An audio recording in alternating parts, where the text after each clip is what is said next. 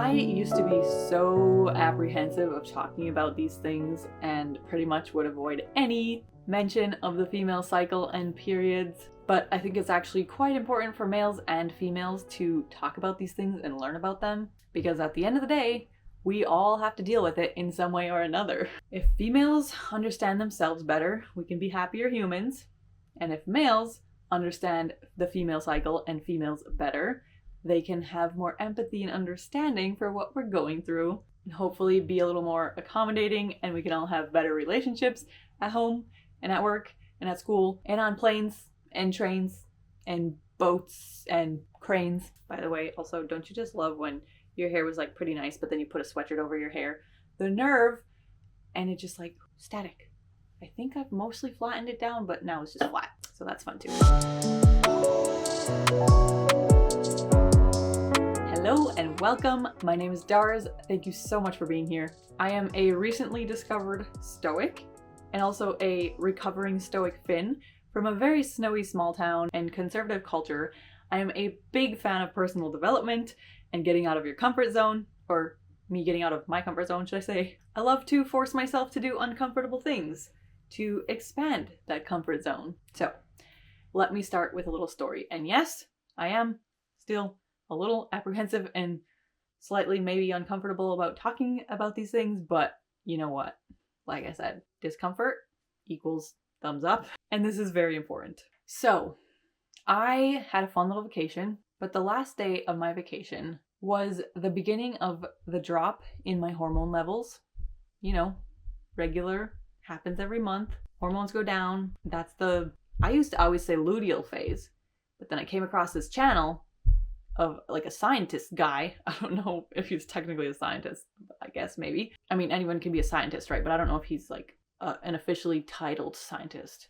But he says luteal phase.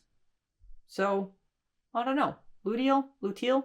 How do you say it? If you didn't know, with a major drop in hormone levels, your emotions go a little crazy.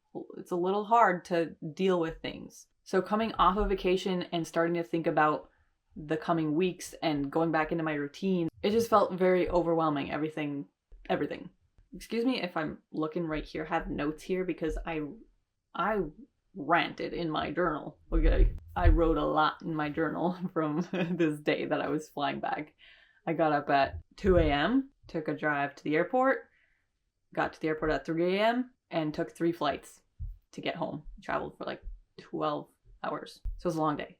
But I've learned a lot about the female cycle and how you should eat different foods during different parts of the cycle and, you know, fluctuate your exercise, do different routines. The same routine isn't going to work for every single day throughout the female cycle because it's a average 28-day cycle, whereas the male cycle is a 24-hour cycle. So the male can do the exact same thing every single day and succeed and be happy and great.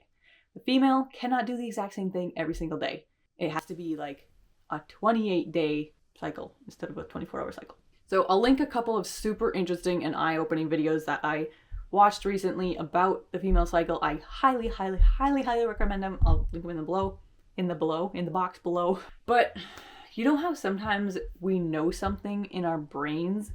We know it.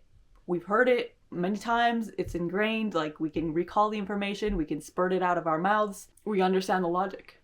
But somehow it doesn't integrate fully. It doesn't settle in. Yeah, it's been over a decade since I've been on my female cycle. And it's been probably at least 5 years that I've known about the fluctuations and like all these different things that you can do to help feel good during different parts of the different phases of the cycle. But I finally had a huge realization the other day about this. I was having a great day of vacation, you know, trying out crab cake Benedict with that delicious hollandaise cheesy sauce on top, and walking endlessly down city streets and gawking like a tourist from a small town at all of those really tall city buildings. Just having a grand old time. And then I was walking back to the hotel, went up the elevator to my room. I pull up my key card, scan it on the door, nothing. Scan it again, nothing. I'm one of those, chronic button pusher type of people sometimes. And, just again and again, putting the darn card on the darn door and having no luck. Let me just read this part, okay? I need to read this part. And then finally, the green light, and a click. The door slams too loud as I toss my purse onto the side table, and I flop backwards onto the bed to stare at the ceiling. It starts to blur as my eyes turn into tide pools. Oh my gosh, not this again. What is wrong with me? I find myself gritting my teeth, holding my eyes as if that would push the tears back in, and holding my chest and stomach tight to keep any sobs from escaping. Oh, yeah, girl. Knock knock. Hello? Your period's coming. Woo, thanks for the lovely reminder. Thanks. Thank you very much. You can stop now. Breathe. No more tears. Loosen that jaw. Dry your eyes. Come on, you're fine. I'm fine. I'm fine. Okay. Maybe one more tear. Or one more waterfall. Okay. Enough now. You good?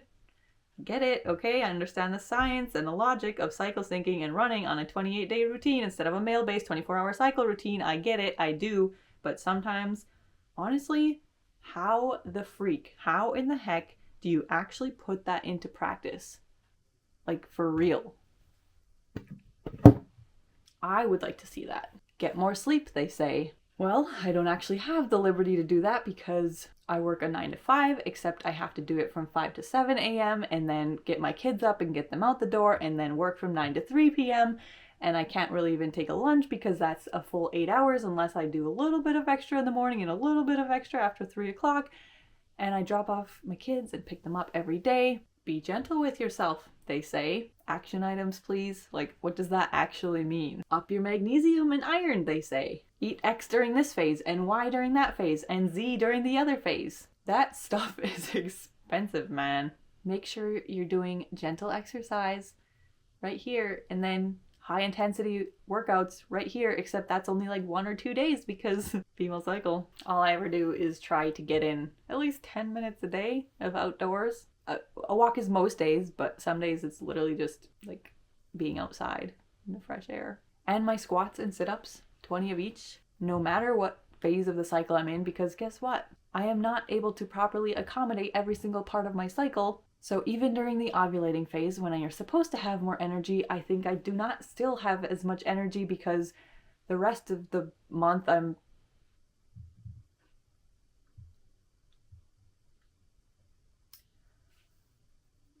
wow, the word that came to mind was drowning.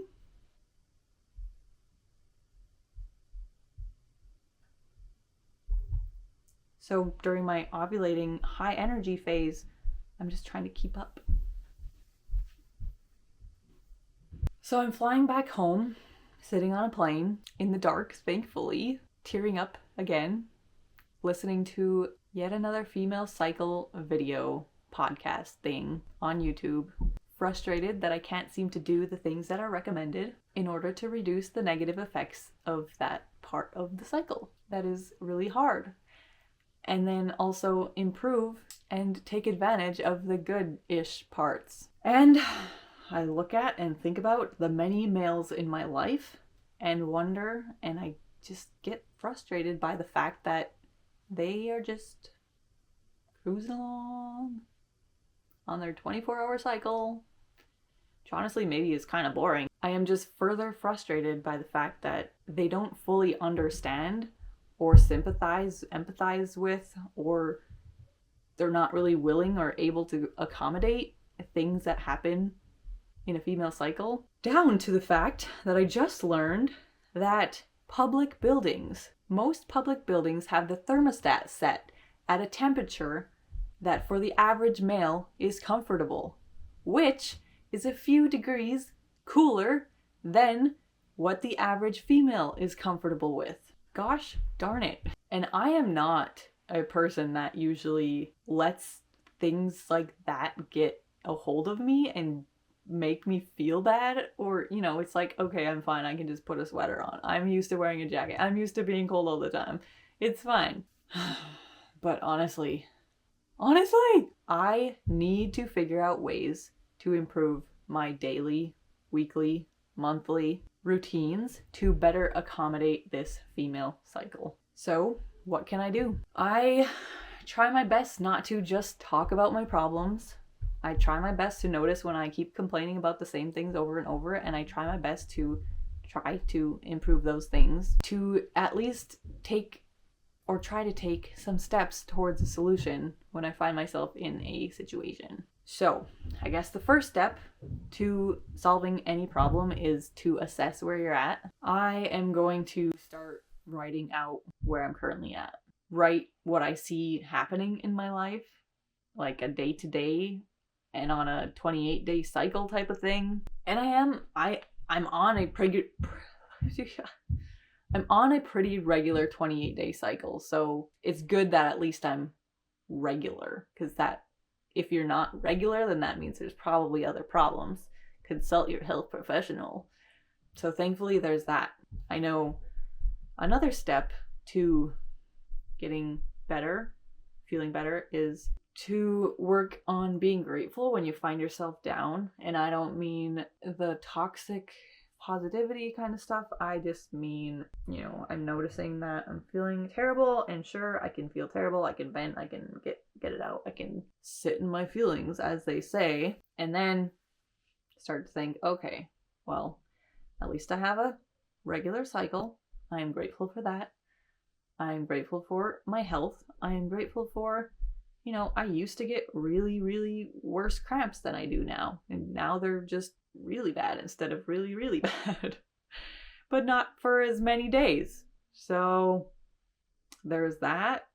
Yeah, I think part of this is coming up because throughout this almost 90 days now, almost 3 months of video every single day, I have noticed, and I've noticed this previously as well, that I go through phases where I am like questioning everything, and I'm like, this is all crazy and messed up, and I don't know what I'm doing, and I just need to rethink everything.